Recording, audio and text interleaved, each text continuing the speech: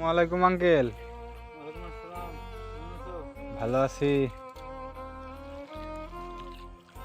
কিতে সার দিয়েছেন আঙ্কেল? এটা হলো ধানের চারা, বুঝছো? চৈত্র মাসে ধান লাগাইতে হবে, সে ধানের চারা এটা চৈত্র মাসে ওঠে।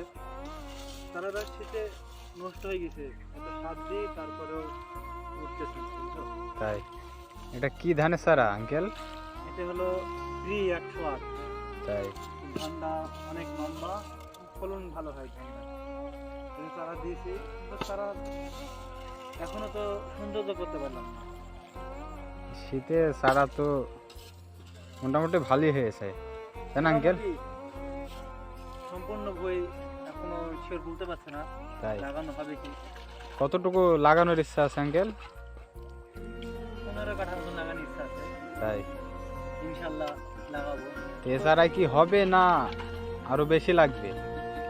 এছাড়া দেখা যাক ইনশাল্লাহ কত হয়। আচ্ছা আঙ্কেল।